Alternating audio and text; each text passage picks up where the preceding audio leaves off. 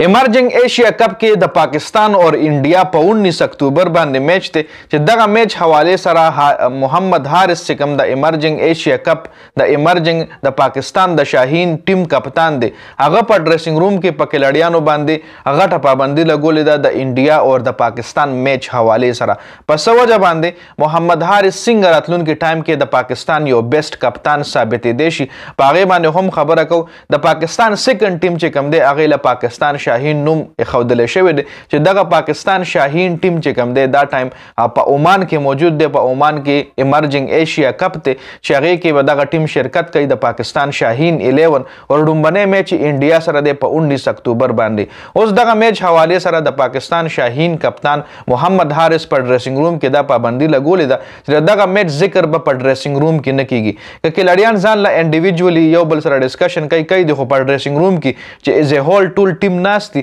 نو د پاکستان اور د انډیا میچ ذکر به تاسو نه کوئ د پاکستان اور انډیا میچ په تاسو نه ډسکس کوئ وجه دا ښودلې ده چې دې میچ سره په اعصابو باندې زموږ په دماغو باندې دا میچ ډیر زیات را دغه کیږي ور دې په وجه باندې بیا دغه میچ کې مونږ پریشر ډیر زیات اخلو جی نو دا میچونه په ورلد کپ کې وای زموږ نور میچز هم دي نو که مونږ ډسکشن کوو د ټولو میچونو به کوو صرف یو د پاکستان اور د انډیا د میچ ډسکشن به نه کوو محمد حارث په کلاډیانو باندې غټه پابندي دا لګولې ده اوس تاسو ووایئ چې آیا دا یو ښه سوچ دی که نه چونکې دا پابندي بابر اعظم هم په 2023 ورلد کپ کې زما خیال لګولې وه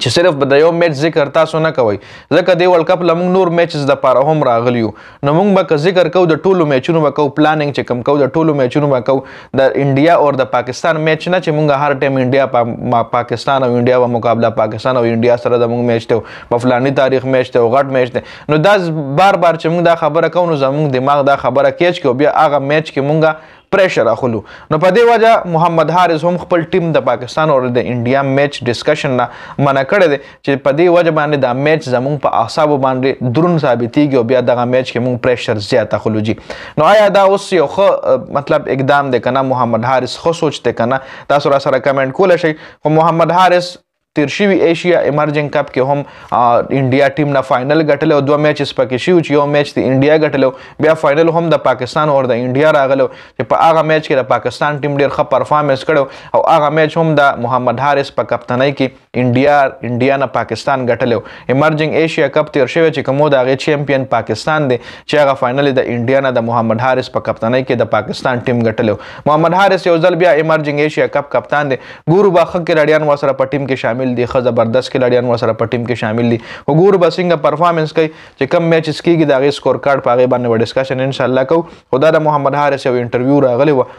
ما به تاسو سره هم شریکه کړم د ویډیو کتلو ډېره زیاته مننه ویډیو ضرور مخکې ملګرو سره شریکه کړئ والسلام